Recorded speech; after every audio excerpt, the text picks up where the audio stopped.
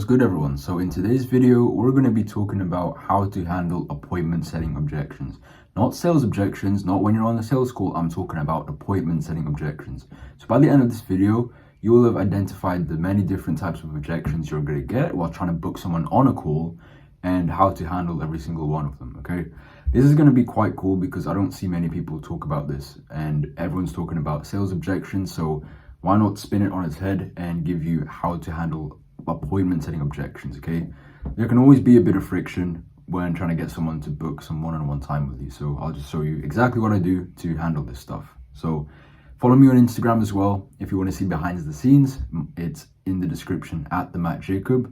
And yeah, let's get into this. Like, comment, subscribe if you're new to the channel. So essentially, today's video, how to handle appointment setting objections. And what I'm talking about here specifically is, for example, let's say the conversation's going well, it's nice and genuine, it's nice and organic, and it looks like they're a good fit for what you do. So you're gonna go ahead and pitch for the call, right? And then they hit you with an objection. For example, or even before you even get to the pitch, they just go like, okay, what do you offer and what is your price? How much do you charge? Or how much do you charge? Yeah, what do you offer and how much do you charge? Plenty of examples like this one. What do you offer? How much do you charge? Is this going to be a sales call?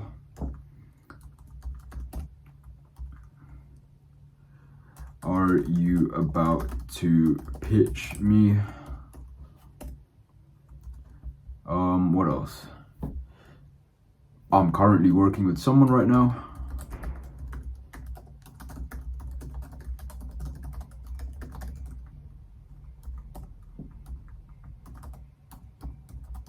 I'm okay.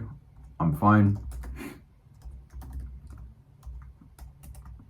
Let's say they leave you in red as well. That's technically an objection, I guess, but they don't say anything.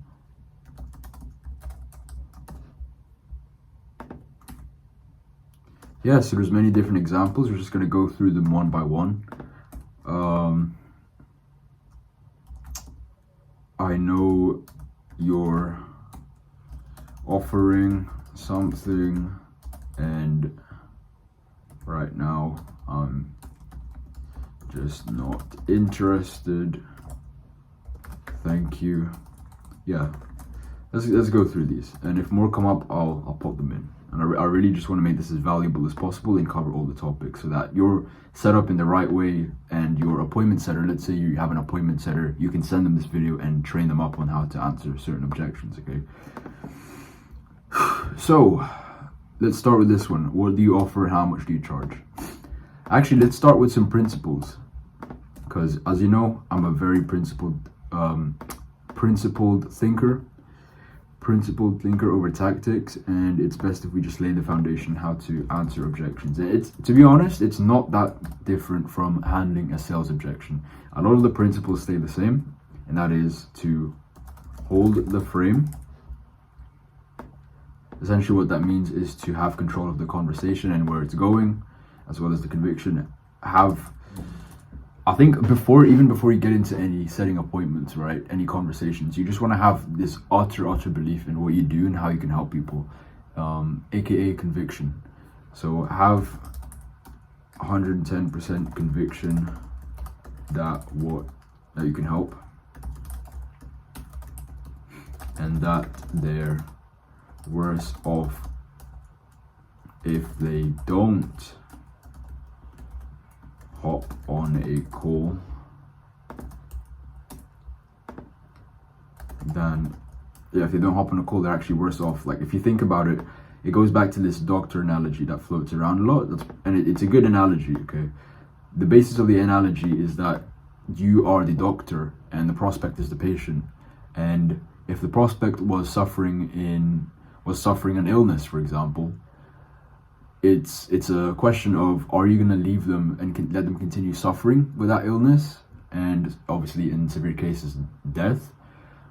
Or are you going to step in and offer medicine? Are you going to prescribe them with something? Okay, it's the same thing with sales, with appointment setting, with just running a service-based business. You need to have that utter level of conviction and belief that what you offer is almost like medicine, and that if someone doesn't buy from you, like the sick prospects, like they have an illness, they have a problem, if they don't buy from you, but here in this case, if they don't even hop on a call with you, they're gonna continue suffering and just be so much worse off than if they just took the chance and hopped on a call. Okay, because most people, well, not most people, but certain coaches and consultants, it's a shame to see, and even I struggle with this sometimes. Like, I need to work on it, right? They just don't have that conviction in what they do and how they offer. They think selling is a bad thing. They think selling is a scam, so they just never end up asking for what they want. They just never have the boldness to ask, okay, and help people out. So have 110% conviction that you can help. Like what I said as well, just ask. This is for the pitch. Just ask, like, just be straightforward but casual. There's no shame in asking. There's no taboo in selling. Selling is a good thing. Selling is like helping someone. And provided that you genuinely know what you're talking about, okay, and that you're actually offering something ethical and useful and changes people's lives. So principles: hold the frame, have 110% conviction. For more the appointment setting side, well, sales as well, prospects will have a red flag. Will have red flags. Unless, and the more they trust you, the less red flags they have. The less they trust you, the more red flags they'll have. For example, if someone just came across your profile, they'll have more red flags. Well, certainly have more red flags than someone who's been following your content for 2 to 3 years now. And that's why I encourage you posting content and building a personal brand, because it's a long-term play, but trust me, it has great dividends down the line. Prospects will have red flags, and it depends on level of trust. And your job as an appointment setter is to identify this. Just be aware they will have red flags, and what your job is to disarm them. Drop their red flags. Drop the red flags, okay? And one of the best ways to actually, we'll just go into the examples now, because this is all gonna make sense. This is all gonna make sense as I go through these examples. So, for example, what do you offer and how much do you charge? How I would answer this, and I've gotten this before, is, oh, and the last thing, okay, last principle, just be buyer-seller dynamic. Buyer-seller dynamic. The prospect has to sell themselves to you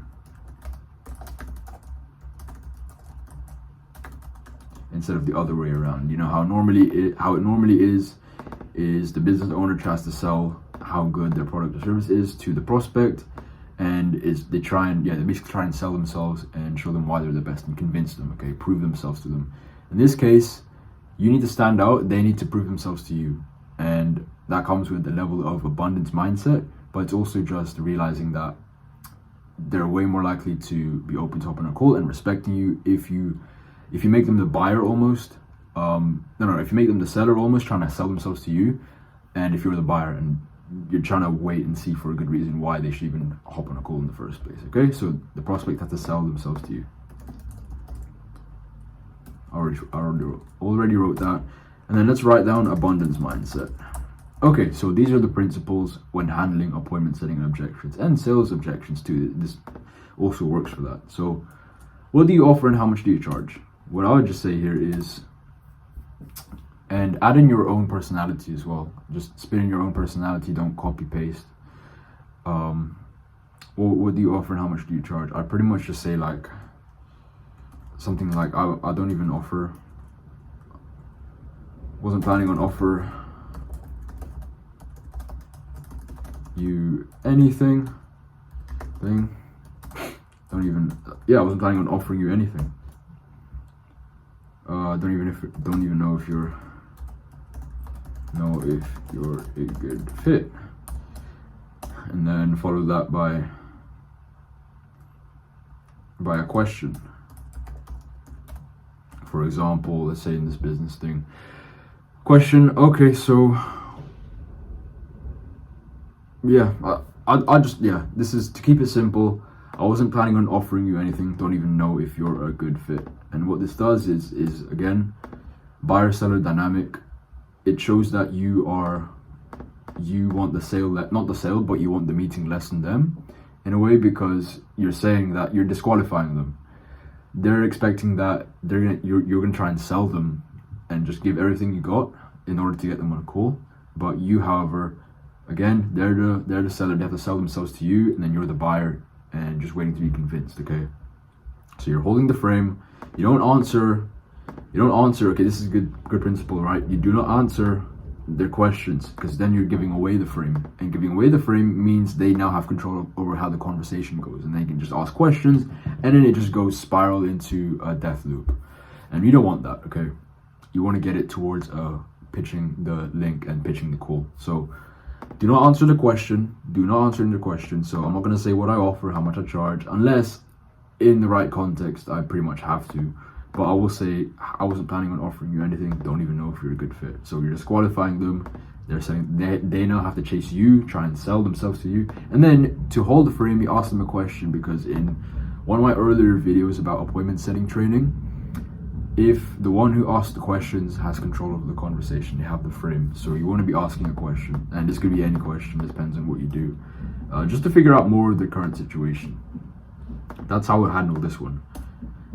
This one is going to be fun, because I have an example right now. Is this going to be a sales call? So in this one, I got to the pitch.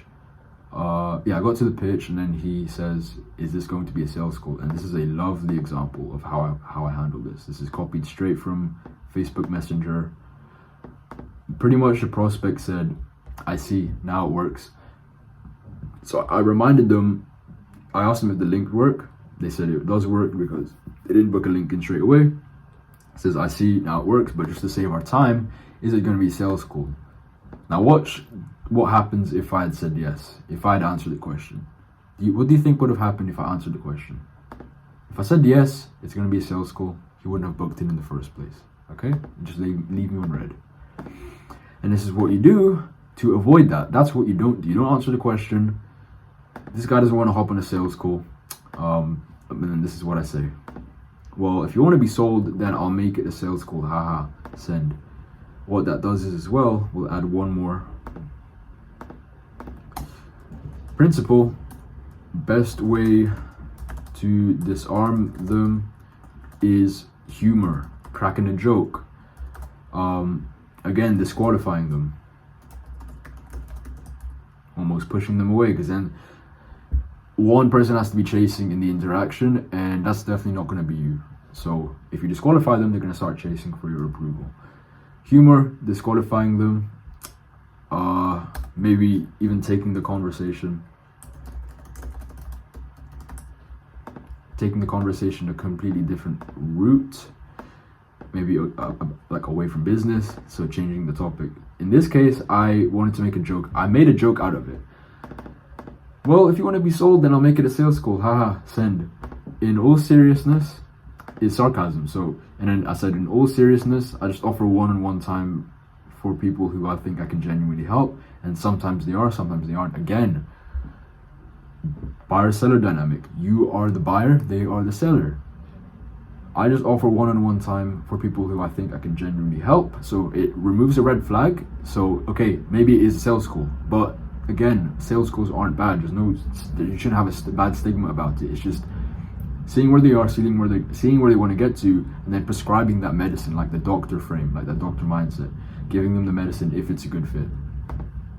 And how doctors get to see if it's a good fit, they get people to book in an appointment. Same thing here. They book in a consultation. I just offer one-on-one time for people I think I can genuinely help. And sometimes they are, sometimes they aren't. Again, possibly disqualifying them, send. And the reason I put send, and send them in like little lines instead of one big paragraph is because it's more realistic. So go ahead and try that out instead of sending like one long paragraph.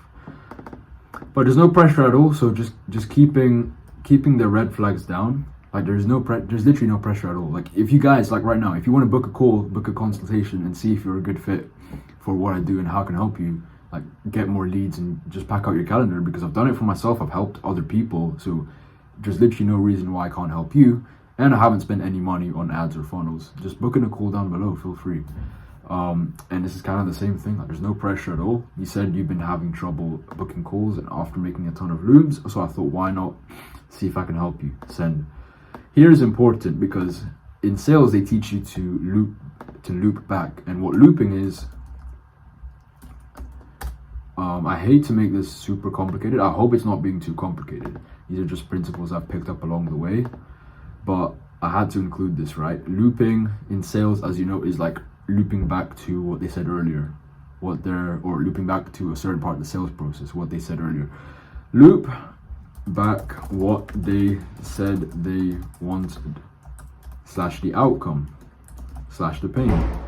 Because people, when you get to this part, the pitch, and especially in sales, when you drop the price, people all of a sudden they forget why they were there in the first place and what they were struggling with or what they wanted, like their dreams, right? So you gotta get their brain in mind in a way that they now remember why they're here. They remember what they were talking to you in the first place and what they were struggling with. So this guy was sending a ton of looms, but he wasn't booking any sales, or barely any sales calls. And as you know, if you make a loom, it takes a while. Like, it takes a lot of effort. You have to film a video, and then you got to send it, and then you got to send it out in email, and then film another one, and then do it in bulk. So it's a tedious process. He hasn't been getting results, so I just reminded him, look, man, you said you've been having trouble booking calls after making a ton of looms, so I thought, why not see if I can help? Send. Again, and from the goodness of my heart, I want to help you. I want to help you, see if I can help you and get out of your problems. So why not see if I can help? And then here, this is the final nail in the coffin. You still want to do it? I need to know, since I've got other people to schedule in. I've got other people to schedule in. Send. There we go. Just adds that last bit of scarcity. Shows me that I'm the authority. I've got other people to book in, and reminding him if he still wants to do it. Okay. So this was a beautifully crafted messenger sequence, and it just came off the top of my head. So that's what happens if you put in the reps and time in conversations in Messenger. And he said, bro, booked in for tomorrow. So I booked the call, took the sales call. There we go. That's how you handle, is this going to be a sales call? Are you about to pitch me? I would have said the same thing as well. Well, if you want to be pitched, then I'll make it a pitch. Haha.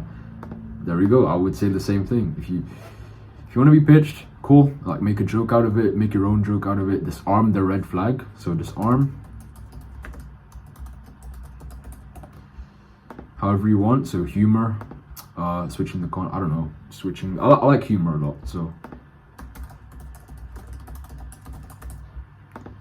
are you about to pitch me? Disarm the red flags.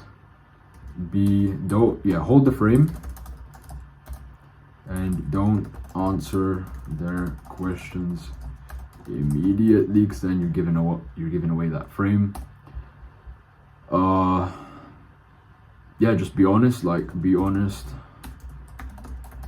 You're just seeing if you can help. This goes to the concept of, because you don't want to sell the offer. You don't want to sell the offer in the conversation. You want to sell the meeting. It's a difference. You sell the meeting, not the offer.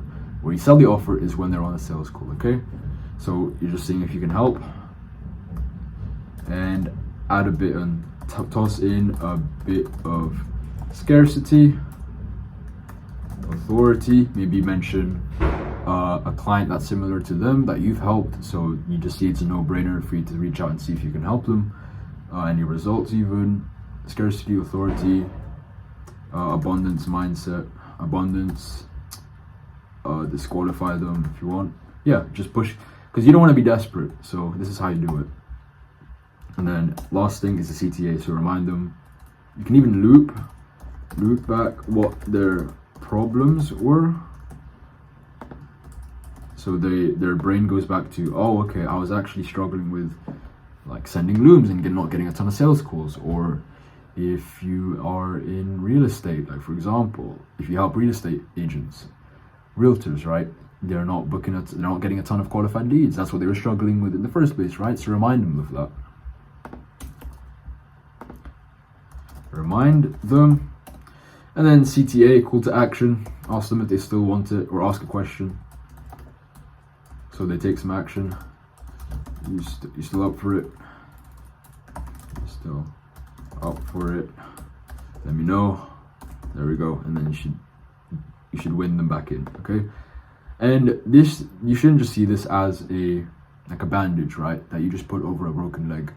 The bandage is cool, but you need to fix the root of the situation. You need to fix the root of the illness. And in this case, most likely, if they're given objections, yeah, to be fair, they probably don't trust you enough and it just needs more time, but you probably did something wrong in the conversation prior. So you need to go ahead and analyze it. You need to see where you went wrong and then fix that.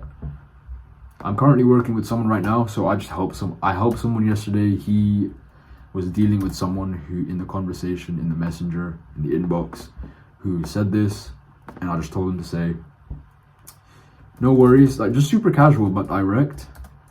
So no worries. What did he say? I told him to say, no worries, would still love to hop on a call in case we can work together in the future. If it's, again, continually just removing their red flags and getting them to chase you almost. So if it's not a good fit,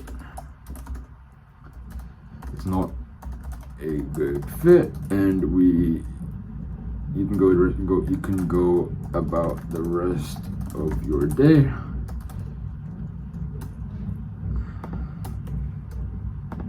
But would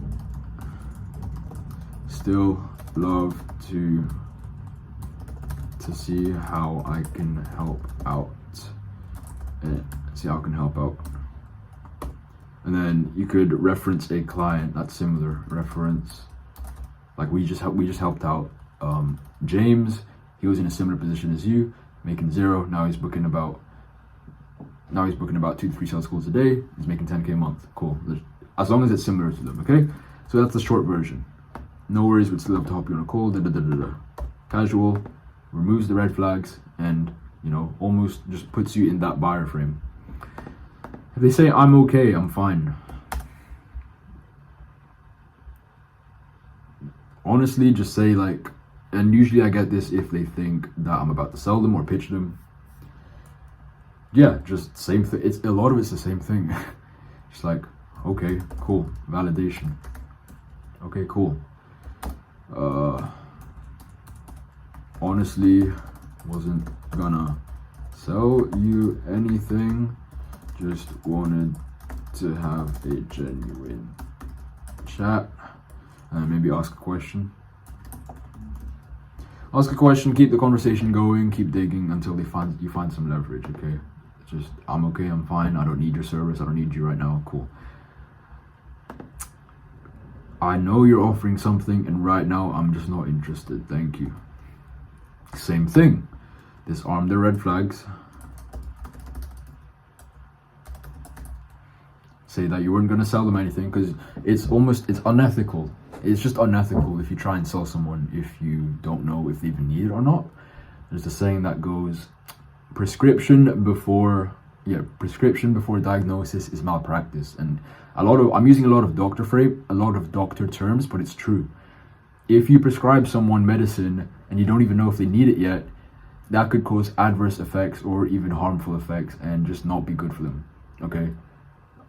And that's malpractice. You get thrown in jail if you're a doctor and you prescribe them something they didn't even need in the first place. So you need to ask questions, and the only way you're gonna be able to ask them questions is by getting them on a sales call, by getting them on a discovery call. That's why it's so important. That's the importance of it in the first place. Disarm the red flags. Hold the frame. Don't bend to their requests. And then just state intentions honestly and how it will actually benefit them. You can again throw in some scarcity, and don't just throw in scarcity for the sake of it. Like, if you actually have a packed calendar, then use that to your advantage. But if you're booking no calls right now and you just go ahead and say my calendar is full right now, then that's a bit unethical, isn't it? So scarcity, abundance, disqualification, get them to sell themselves instead of the other way around. So as you can see here, a lot of it is the same thing. You can answer most of these objections like the same way. And then the last thing is if they just leave you unread. You got one or two options, right? If you're on Facebook or on social media, most social media profiles or platforms, it'll be a mutual friendship. Like Facebook has a friend request. So what you can do is, and this is what I prefer to do, is just let them be, because my profile, they'll continue seeing my profile because they're a friend, right? Or if they follow me on Instagram, they're going to continue seeing my profile, and they'll just be continually nurtured through my content and through my daily stories and whatever. Let them be. We'll nurture them. You can follow up with them, and how many times you follow up depends on what you want. So you can follow up with them. You can be very lenient with your follow-ups, or you can just religiously follow up. But I'm not a fan of religiously following up because it just annoys them.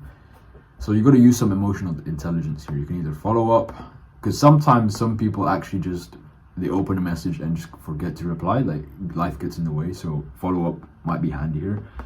But most of the time, if you're active on your profile and you're providing value, giving away the farm, and just being a selfless human being, they're going to be nurtured.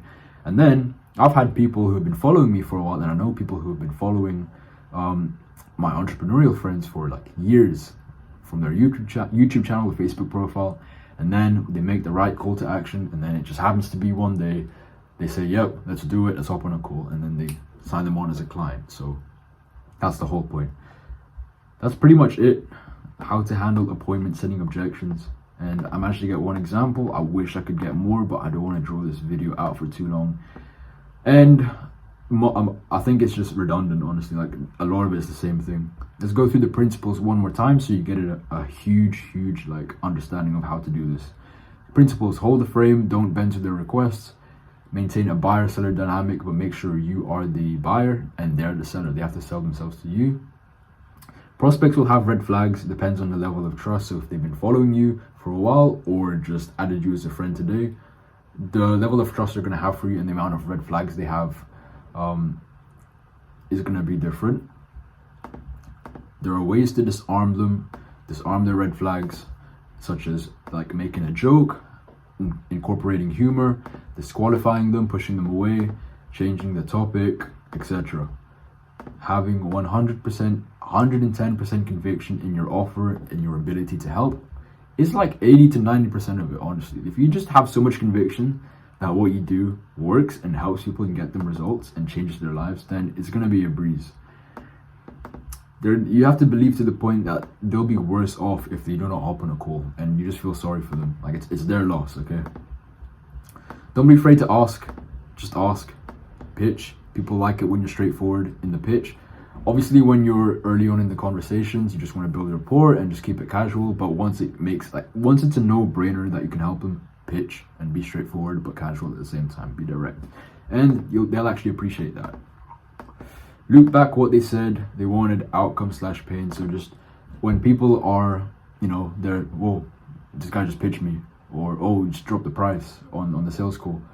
All of a sudden, their brain just forgets what you were talking about in the last 30 minutes. So you want to just gently remind them what they were here for in the first place and what goals they wanted, okay? And this is it. So I hope your conversations go much smoother. I hope you book I hope you book much more calls. I hope you send a ton more links, and I hope conversations and appointment setting becomes a lot more enjoyable and frictionless. So if you enjoyed this video, drop a like down below. If you're new to the channel, subscribe for more bangers, and comment what you think below. Let me know if this was worked for you, and if this works as well. And I will see you in the next video. How to handle appointment setting objections. So I will see you in the next video. If you're serious about getting more leads and packing out your calendar, book a call down below, and let's see if you're a good fit. Okay, follow me on Instagram @theMattJacob, and see you in the next video. Cheers.